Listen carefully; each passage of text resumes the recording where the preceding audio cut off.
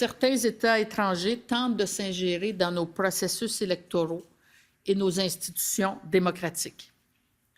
Le phénomène n'est pas nouveau et ne devrait pas nous étonner.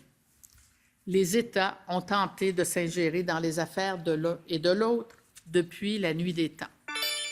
Si le rapport final de la Commission sur l'ingérence étrangère conclut que l'intégrité de notre système électoral a résisté à la menace, il a aussi mis en lumière le risque que représente la désinformation, une cible mouvante qui complique le travail d'institutions comme Élections Canada.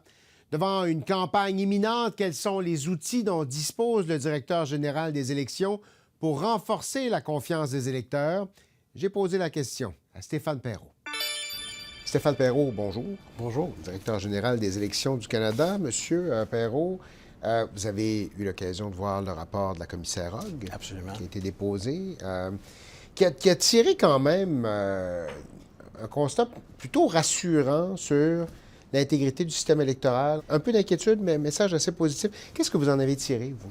Un peu comme vous. D'abord, je voudrais peut-être souligner un peu le courage de Mme Hogg. Il faut se rappeler, il n'y a pas grand monde qui aurait pris ce mandat-là quand elle l'a accepté. Elle a livré, je pense, dans l'ensemble, effectivement, un rapport qui est mesuré, qui est équilibré. Oui, elle a voulu, je pense, calmer le jeu. Elle a voulu baisser un peu la température puis dire qu'on a des institutions qui sont solides, qui sont robustes, qu'on est bien outillés pour l'avenir.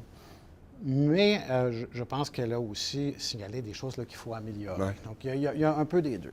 Qu'est-ce que ça a soulevé pour vous comme inquiétude par rapport au système démocratique canadien? Mais je pense que ce qui était préoccupant pour moi, c'était la confiance des Canadiens. Toute cette conversation-là, surtout au début, a ébranlé, je pense, la confiance des Canadiens. Elle le reconnaît. Je pense que le rapport fait un bon travail pour calmer le jeu, comme je l'ai dit, là, pour rassurer les Canadiens que les institutions sont quand même solides, même s'il y a des choses à faire, même s'il y a des choses à améliorer. Votre rôle, à vous, là-dedans, quel est-il?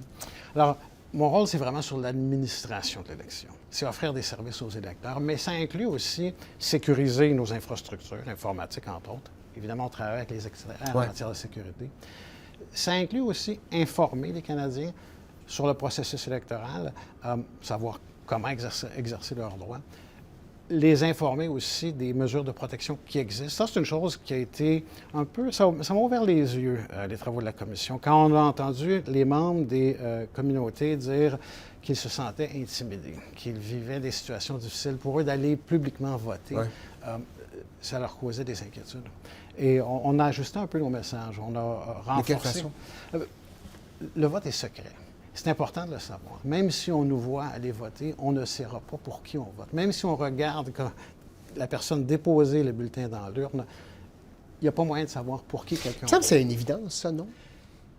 Je ne sais pas si c'était une évidence pour tout le monde. Je pense que c'est un message qui est bon à renforcer. Quand on écoute ce qui se dit sur les médias sociaux, il se dit toutes sortes de choses qui sont contraires à ce qui, peut-être pour vous et moi, sont des évidences et ne le sont pas pour tous. Alors, c'est important de renforcer certains messages sur les mécanismes qui protègent le processus de vote et qui protègent les individus qui participent au processus de vote. Vous avez abordé tout à l'heure la question de la confiance du public, la désinformation. C'est un aspect du rapport de Mme Hogg auquel on s'attendait peut-être un peu moins. Elle l'a beaucoup souligné et avec beaucoup d'inquiétude. Vous avez dit en 2019 devant un comité que vous pouviez pas, Élections Canada ne pouvait pas faire grand-chose contre la désinformation. C'est-à-dire que, je l'ai peut-être dit, je ne vous conteste pas, mais je pense qu'il faut nuancer ça.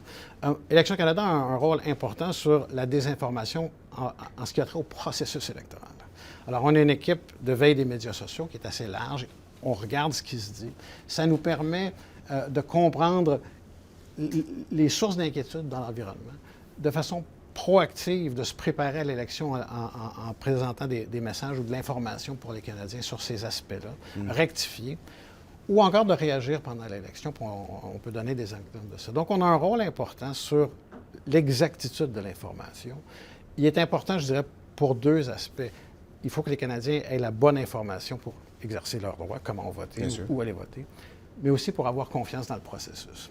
Votre équipe de médias sociaux, elle surveille quoi et vous intervenez sur... Donnez-moi un exemple de quelque chose sur lequel vous dites « je devrais intervenir là-dessus ». Alors, on va prendre un exemple de la dernière élection. Ouais. Mais l'équipe de médias sociaux fait une veille, c'est important de le dire, de ce qui est dit de façon publique dans les médias sociaux. On ne rentre pas là, dans les groupes Vous privés. n'allez pas dans le dark web ou de trucs... Ou les groupes privés. On n'est pas là-dedans. Un bon exemple, la dernière élection, il y avait des messages qui disaient « ça prend une preuve vaccinale pour voter » en début d'élection. Alors ça, c'était complètement faux. Et on devait s'assurer que les gens qui n'étaient pas vaccinés puissent aussi aller voter. Alors, très rapidement, on s'est assuré de diffuser à travers nos canaux de médias sociaux de l'information là-dessus.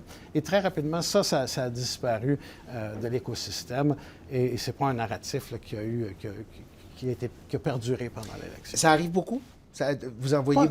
Pas tant que ça. L'important, je pense, c'est de s'assurer que s'il y en a, on intervient. Alors, il ne faut pas penser là, qu'il y a énormément de désinformation sur le processus, mais il y en a. Il y a de l'incompréhension. On ne cherche pas à distinguer l'intention là-dedans.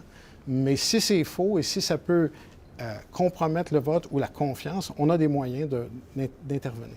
Comment vous vous préparez aujourd'hui pour le scrutin qui s'en vient? Entendons-nous, il y aura un scrutin à un moment donné cette année? Cette année, c'est garanti. Vraisemblablement. Est-ce que tout le débat autour de l'ingérence étrangère, ce qu'on a vécu au cours de la dernière année, est-ce que ça a changé votre façon de préparer ça? Ça a changé un peu. Ce que je dirais, c'est que c'est pas la première fois qu'on se prépare pour ça. On a commencé après l'élection présidentielle de 2016 avec l'ingérence russe aux États-Unis. Ça a été un moment charnière où les institutions ont réalisé qu'il fallait travailler différemment. Ouais. Je dirais qu'à partir de ce moment-là, Élections Canada n'est plus le seul intervenant dans une élection. On a besoin de nos partenaires, le Centre canadien de sécurité et des communications. On travaille avec eux.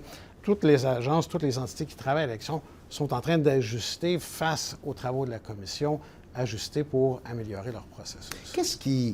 Vous avez beaucoup parlé de la confiance du public, de l'importance d'entretenir la confiance du public. Qu'est-ce qui vous inquiète le plus? Qu'est-ce qui est le plus gros risque à cette... On sait que la confiance dans les institutions, c'est quelque chose qui est en déclin. Partout, c'est vrai pour toutes les institutions. Donc, c'est un sujet qui est préoccupant. Je dirais que la confiance dans l'administration électorale au Canada, elle est généralement très forte.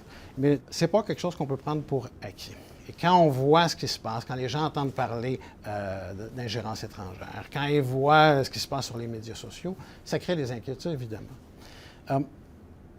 Pour que les gens aient confiance, ils ont besoin d'explications, ils ont besoin de savoir, ils ont besoin de connaître le régime, comment ça va se passer. Alors, on a un rôle important, beaucoup plus qu'avant, pour démontrer le processus. Stéphane Perreault, merci. Merci.